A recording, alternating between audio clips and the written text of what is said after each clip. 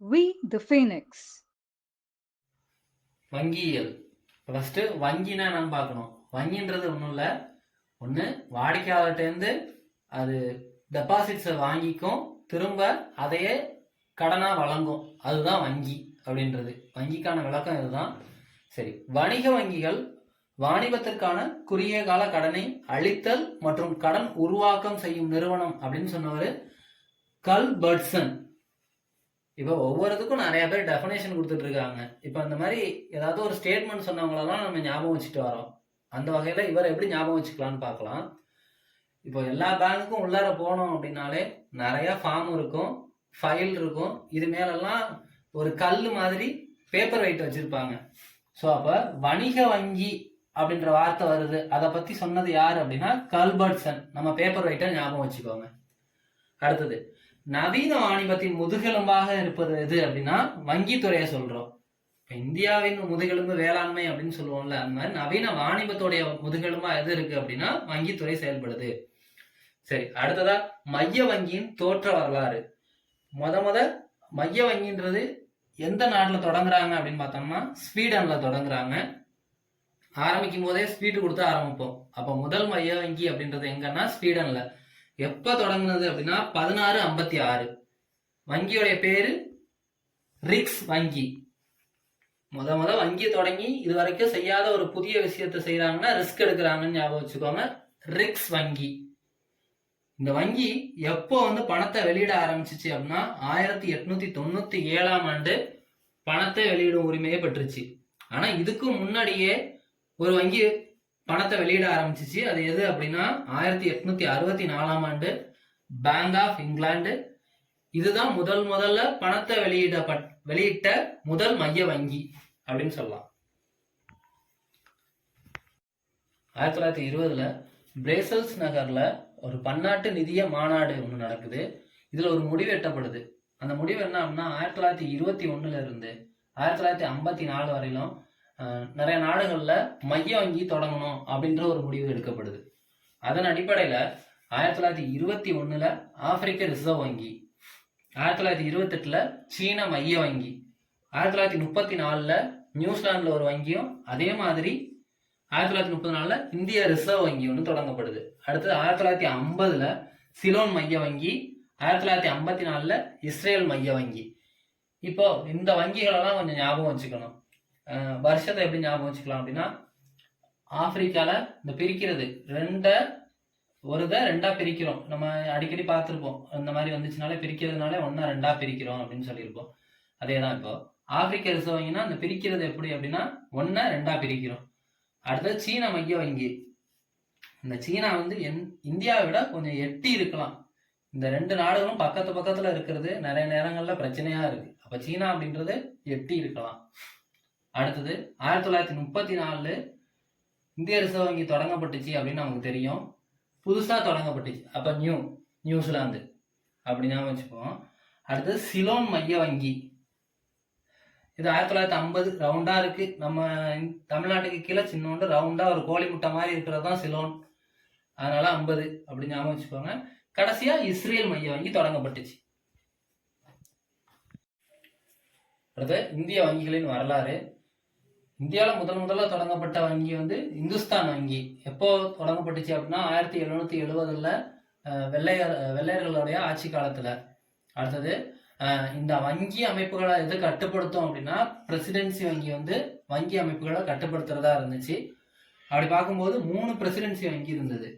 அதுல முதல்ல எப்போ அப்படின்னா வங்காள வங்கி 1809. அடுத்தது மும்பை வங்கி 1840, சென்னை வங்கி 1843. அப்ப முதல்ல வந்தது வங்காள வங்கி. இப்ப இந்த வங்காள வங்கி வேணா ஞாபகம் வச்சுப்போம். அடுத்து வங்காளத்துக்கு பிறகு மும்பைக்கு அப்புறம் கடைசியா கீழே தான் சென்னை இருக்கு. இப்படி வேணா வச்சுக்கலாம். இந்த ஆர்டர்ல எது வந்தது அப்படின்னா வங்காள வங்கி வந்துச்சு அப்படின்னு சொன்னோம். வங்காளனாலே வங்க பிரிவினை ஞாபகம் வரும். கிழக்கு வங்காளம் மேற்கு வங்காளம்னு 2 பிரிச்சிருப்பாங்க. அப்படி பார்க்கும்போது 18 2 பிரிச்சோம்னா 9. அப்ப 1809 அதுதான் வங்காள வங்கி.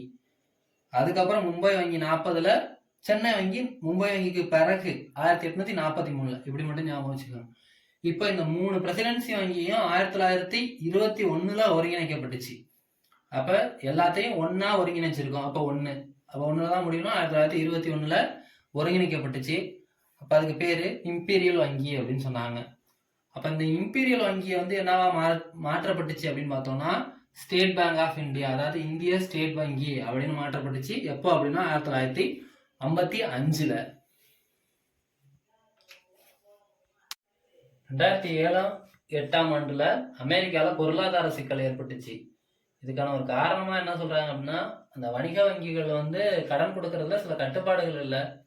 சரியான நபருக்கு கடன் கொடுக்காம நிறைய நபர்களுக்கு கடன் கொடுத்ததா சொல்லப்படுது. அதுவும் ஒரு காரணம்.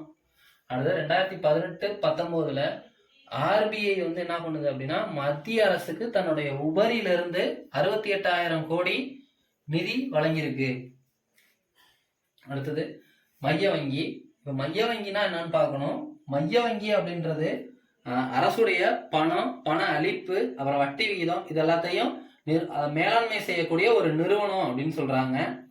இதுதான் மற்ற வங்கிகளை மேற்பார்வையிடுது. ஒண்ணு அரசுடைய பணம், அந்த பண அளிப்பு இதெல்லாம் என்ன பண்ணுது அப்படின்னா நிர்வாகம் செய்யுது. அடுத்தது மற்ற வங்கிகளை மேற்பார்வை செய்யறது எது அப்படின்னா இந்த மைய வங்கி தான். இதை ரிசர்வ் வங்கி அப்படின்னு சொல்லுவோம். அடுத்தது மைய வங்கி தான் இந்தியாவுடைய தலைமை வங்கியாகவும் செயல்படுது. இப்ப மைய வங்கி எப்போ தொடங்கப்பட்டுச்சு அப்படின்னா 1934ஆம் ஆண்டு 1934ஆம் ஆண்டு ஏப்ரல்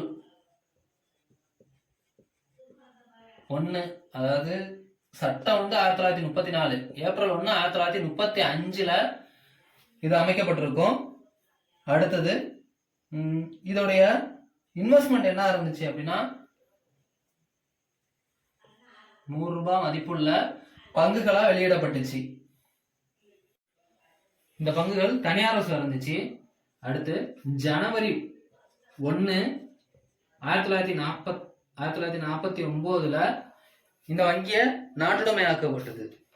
அடுத்ததா 1937 இதோடைய தலைமையகம் வந்து எங்க இருந்துச்சு அப்படின்னா கல்கத்தால இருந்துச்சு. தலைமை வந்து கல்கத்தால இருந்தது. இப்ப இந்த கல்கத்தால இருந்து மும்பைக்கு மாத்துறாங்க. எப்போ அப்படின்னா 1937. அடுத்தது ஆர்பிஐயோடைய முதல் ஆளுநர் யாரு அப்படின்னு பார்த்தோம்னா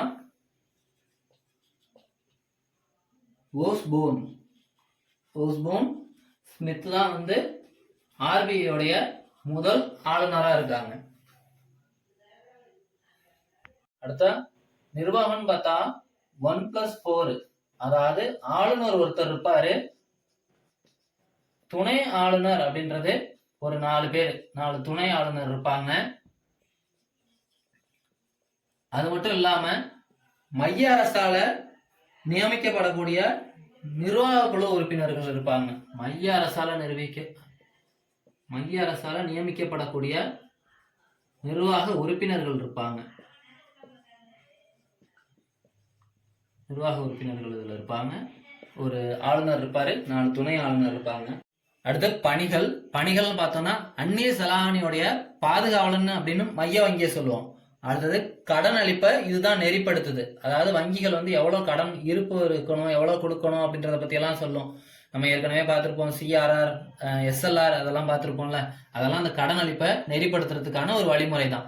அடுத்து காகித பணத்தை வெளியிடும், அரசின் வங்கியா செயல்படும், அரசிற்கான நிதி வருவாயை பெற்றுக்கொள்றதும், அடுத்தது அரசுடைய செலவினங்களுக்காக பணத்தை வழங்குறதும் எது அப்படின்னா இந்த மைய வங்கி தான். அதனாலதான் அதை அரசின் வங்கியா செயல்படுது அப்படின்னு சொல்றோம். 18ஆம் நூற்றாண்டுல காகித பணம் வெளியிடப்பட்டுச்சு. அப்படி பார்க்கும்போது வங்காள வங்கி, மும்பை வங்கி, சென்னை வங்கி இந்த வங்கிகள்லாம் காகித பணத்தை வெளியிடுது. அதே மாதிரி ஷெர்ஷா சூரி வந்து 1 ரூபாய்க்கு 40 சம்பு நாணயங்கள் அப்படின்ற விகிதத்துல முதல் ரூபாயா வெளியிட்டாரு. அடுத்தது சமஸ்கிருத சொல் ரௌபியா அப்படின்றது ரூபாய் அப்படின்னு மாறிச்சு. ரூபாய் நோட்டுகள்ல இப்போதைக்கு 17 மொழிகள் இடம்பெறுது. இதுல ஹிந்தி, ஆங்கிலம் இது ரெண்டும் முன்பக்கத்திலையும், மீதம் இருக்கக்கூடிய 15 மொழிகள் பின்பக்கத்திலையும் இடம்பெறுது. Thank you for watching. Don't forget to subscribe, like, share, and comment.